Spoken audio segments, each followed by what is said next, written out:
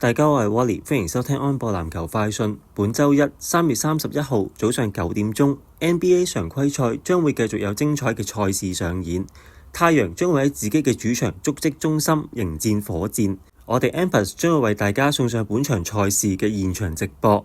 太陽近期遭遇到2連敗嘅打擊，當中佢哋全部以雙位數嘅分差落敗。今仗將會面對實力強勁嘅火箭，太陽亦都難逃3連敗嘅命運。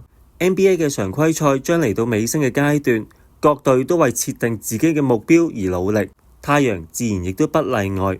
今季由3巨頭組成嘅太陽絕對不會甘心被拒諸於季後賽嘅門外，但係以佢哋目前戰績35勝39負，排名喺西岸第11位嘅位置嚟睇，前景並不樂觀。尤其係佢哋最近每場比賽都以較大嘅分差落敗，隊內嘅精神面貌難免備受質疑。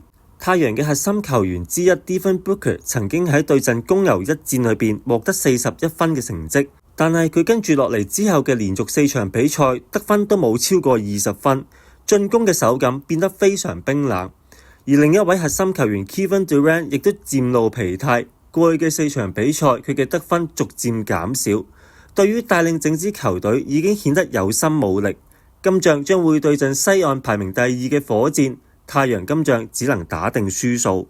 喺另一邊方面，火箭暫時以48勝26負嘅戰績排名喺西岸嘅第2名嘅位置，基本上佢哋已經確立今季直入季後賽嘅資格。火箭今季能夠打出與眾不同嘅團隊籃球，相信絕大部分嘅原因係因為佢哋隊內有8位嘅球員平均得分都能夠達到雙位嘅數字，進攻嘅出色讓到一眾對手們對佢哋防不勝防。喺上仗同爵士嘅較量裏邊，當中 Amen Thompson、Alvin Sengun 同埋 Jabari Smith Jr. 都能夠收穫2雙數據嘅成績。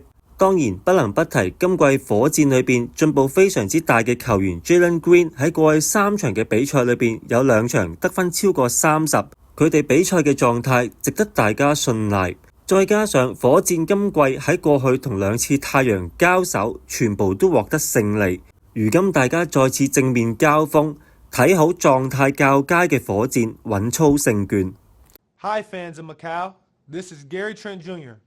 Watch exciting NBA live games on M+ Live.